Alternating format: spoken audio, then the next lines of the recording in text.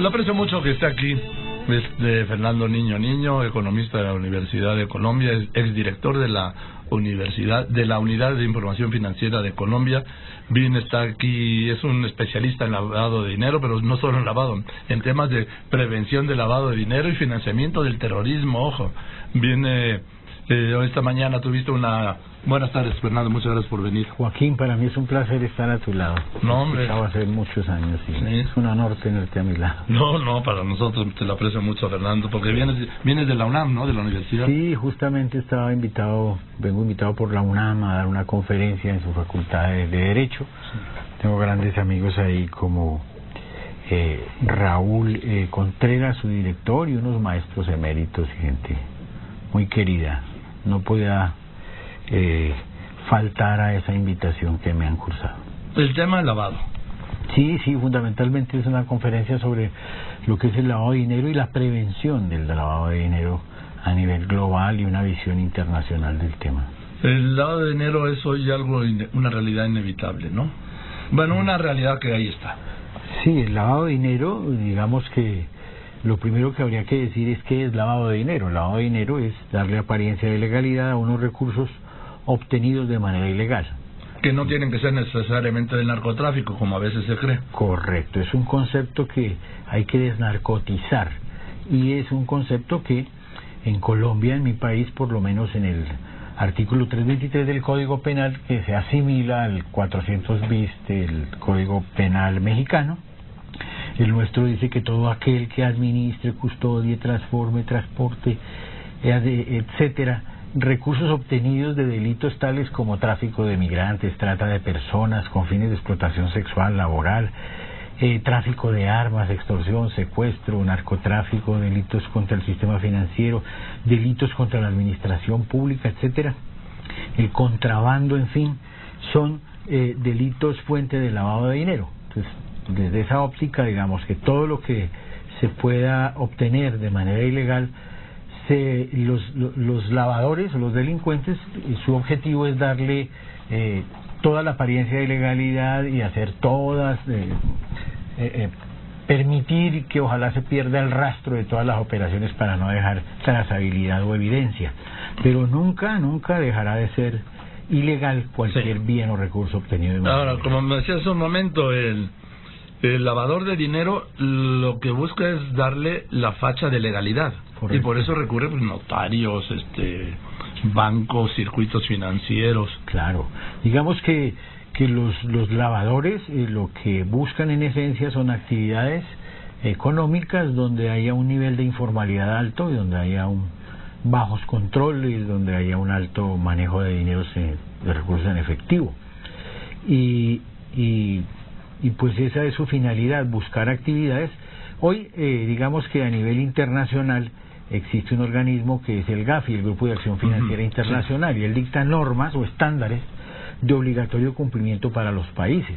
México es un país miembro del GAFI y la primera recomendación del GAFI habla que todos los países deben implementar un enfoque basado en el riesgo.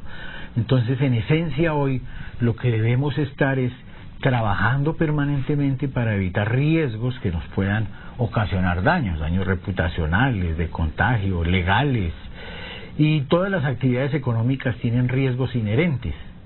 La actividad de compra y venta de vehículos, la actividad financiera, el fútbol, todas las actividades, los bienes raíces, la actividad inmobiliaria, la compra y venta de inmuebles, todos tienen sus riesgos inherentes, o sea, son riesgos propios de cada actividad. Lo importante aquí es, como lo hacemos en Colombia con todos los empresarios, implementar unos sistemas de administración y control de esos riesgos. El objetivo de cualquier persona natural, física o moral o jurídica, como llamamos en Colombia, es identificar a qué riesgos está expuestos. Una vez tenemos identificados los riesgos, pues los vamos a administrar, a gestionar y a establecer controles para prevenir que esos riesgos nos vayan a ocasionar, digamos, un impacto o un daño. Fíjate, todo este dato lo dio el Banco de México, ha subido en un año el circulante el 8.9% en México. Claro, digamos que la base monetaria de un país se mide por todas las operaciones que se hacen con dinero en efectivo, más todas las operaciones que se hacen con otros medios de pago. Entonces estamos hablando de tarjetas de débito, crédito, cheques, etcétera, bonos, todos los papeles que no son dinero en efectivo. Y la sumatoria de eso da la base monetaria de un país. Yo te puedo decir que estudios que hemos hecho en Colombia nos permiten inferir que más o menos un país como Colombia, donde hemos trabajado bastante en el control de esto, se aproxima al 70% de operaciones que se hacen en efectivo. A pesar de tantos controles que se han establecido y a pesar del compromiso de los empresarios del sector privado y del sistema bancario, que son ejemplares y referentes en América Latina, pues sigue habiendo una importante movimientos de dinero en efectivo. ¿Tienes el dato de México? ¿Qué porcentaje? No, desafortunadamente no, pero lo que tú me estás diciendo, que ha crecido en cerca del 10% el nivel de circulante, 8.9, sí. O 9, significa que hay mucho dinero en efectivo circulando que no lo entran al sistema financiero. La probabilidad de que esos recursos provengan de actividades ilegales señaladas anteriormente, pues es muy alta, porque obviamente digamos que nosotros no queremos mantener dinero en efectivo, para eso estamos bancarizados. Sí. Ahora mismo estoy hablando con Fernando Niño, especialista en prevención, temas de prevención de lavado de dinero y financiamiento del terrorismo. En la política hay mucho dinero sucio, sobre todo en las campañas electorales. No sé en Colombia, pero en México sí. No, en Colombia hemos tenido experiencias, obviamente, no vamos a hacer la excepción. Creo que Colombia ha sido un país que a través de los años ha sido como el laboratorio. Yo a veces pienso, cuando vengo con mucha frecuencia aquí a México, que aquí estamos viviendo situaciones similares a las que se vivían en mi país hace unos 20 años, donde el narcotráfico podría financiar campañas políticas. De hecho, en Colombia tuvimos un presidente, Ernesto Samper Pizano, que se evidenció que su campaña política fue financiada por el cartel de Cali, por los hermanos Rodríguez Orejuela, y este presidente le fue quitada su visa a los Estados Unidos.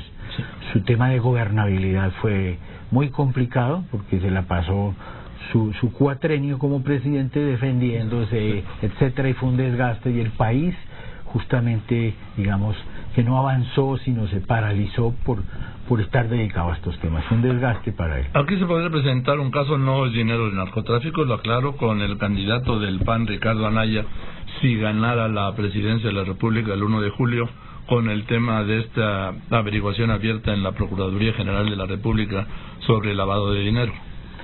Digamos que lo que sucede es, y lo he manifestado hoy, el GAFI hace recomendaciones especiales sobre las personas expuestas políticamente y públicamente.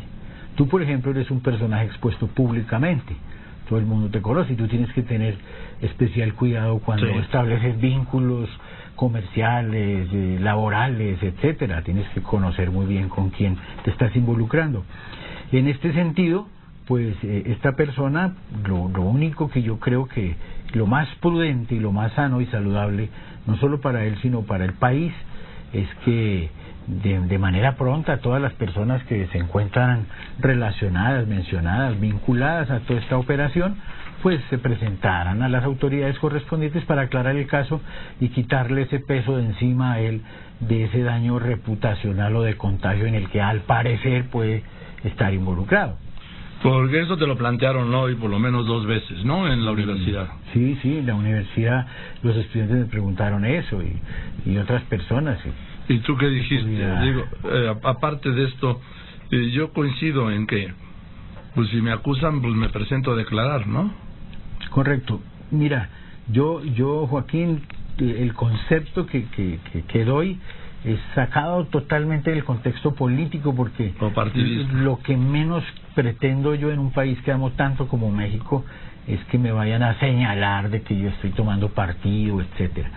Me hacen preguntas relacionadas con esos temas. Yo, digamos, tengo experiencia, conocimiento, he visto muchas situaciones y en eso me fundamento, adicionalmente de las normas internacionales, de la ley federal para la prevención e identificación de recursos de operaciones con recursos de procedencia ilícita de México, en el artículo 400 bis del Código Penal mexicano, y son las autoridades las que tienen que entrar, digamos, las autoridades correspondientes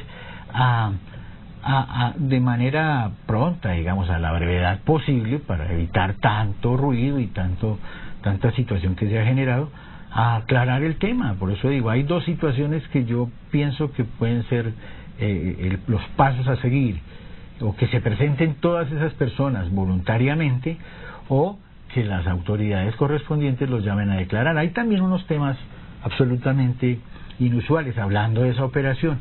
Una persona que está involucrada, creo que le fue negada su renovación de la visa a los Estados Unidos. A Barreiro. Creo que se llama Barreiro. Ese elemento llama la atención, porque cuando eso sucede en Colombia es porque las autoridades americanas toman medidas preventivas para que personas que puedan estar, al parecer, vinculadas o asociadas a delitos financieros o de lavado, o terrorismo, o corrupción, etcétera, ingresen a su país, y ellos tienen su potestad de saber a quién se la niegan o a quién no. Y otro elemento que me llama la atención de ese caso es que esta persona que tú mencionas no se encuentra en el país. Lo lógico sería que está en Canadá. Está en Canadá, y viniera a dar la cara y se presentara y aclarar la situación, que al parecer también puede ser transparente, pero como no se ha aclarado, se generan todas esas dudas. Entonces la recomendación, a mi juicio, a mi parecer, yo no estoy ni juzgando, ni condenando, ni a nadie, ni siquiera mencionando personas. Sí. Entonces, sí, yo creo que es lo más prudente. Existen también, por ejemplo... El tema es que hoy faltan 115 días para las elecciones. Es nada. Correcto. Sí. Y hoy es día 7 y faltan 23 días para que empiecen las campañas de 90 días. Sí, mira, yo también he comentado, y ahora en la universidad me hacen algunas preguntas sobre... hay unas empresas a nivel global que son las que suministran información y que tienen los grandes bancos, todos los bancos en el mundo, las grandes corporaciones, sí. Grandes grupos empresariales, se llaman las checklists o listas de chequeo. En estas listas vinculan personas que puedan tener dificultades o que han cometido delitos o terroristas, o etcétera. Hay riesgos de que, por ejemplo, los puedan vincular en unas listas de esas. No sabemos. Claro. Y eso a nivel global genera riesgos y digamos un tema reputacional para esa persona y un riesgo país adicionalmente. Esto no lo sabía yo. Eso existe. Yo. Por ejemplo, nosotros en Colombia, cuando en los partidos políticos se le va a dar avales a personas que quieran ser candidatos al Senado, a la Cámara de Representantes, este domingo 11 de marzo tenemos elecciones legislativas. Sí. Y los partidos políticos hacen una debida diligencia de conocimiento de cada uno de esos políticos que aspiran a esos cargos de elección popular, y les hacen todo un checklist y les hacen firmar unos documentos para que... Bueno, eso se lo deberían aprender aquí, caray. Y no sé cuántos partidos se quedarían sin candidatos, por lo menos al Senado y a la Cámara de Diputados. Fíjate, Joaquín, que tuvimos que pasar nosotros por situaciones en las que no se hacía eso y que posteriormente salían a la luz pública temas que los vinculaban, y entonces ya se generó un famoso detalle que se llamaba la silla vacía, porque ese senador pues quedaba destituido. En fin, Fernando, ¿cuánto tiempo vas a estar en México? No, yo ya desafortunadamente viajo mañana a Bogotá, vine a atender mi compromiso. No, porque yo quería hablar más contigo de estos temas, de este sistema, y esto que me llamó mucho la atención que me dijiste, de que puede ser reportado a esta lista internacional, esta lista negra, vamos a llamarla así, ¿no? Sí, de hecho, así la llaman en algunas partes del mundo. Pues no quisiera citar aquí algunas para no hacer temas de comerciales, pero hay muchas listas. Los consultores tenemos listas en eso, los bancos. Obviamente, en México está la ley de protección de datos, como Colombia. Sí. Esas listas, para que se puedan consultar, obviamente tienen que tener la autorización de las personas. Sí. Entonces ese sería, por ejemplo, un ejercicio sano que podrían hacer en las campañas, mirar. Sí. Pues sí. Sin juzgar a nadie, vuelvo y te digo, permíteme por favor estos últimos segundos para decir que ese no es mi objetivo ni mi propósito. Mi objetivo es simplemente dar luces, claridad, y lo que te digo, yo sí encuentro elementos de interés para las autoridades para que revisen un tema de esos, y él es una persona expuesta pública y políticamente, y como tal, como lo dicen las recomendaciones, debe dar probidad y deben dar ejemplo pues a la sociedad de que son absolutamente transparentes. No dudo nada no estoy poniendo en duda nada de él, pero es una oportunidad para que justamente aclarar esta situación. Gracias, Fernando, por venir.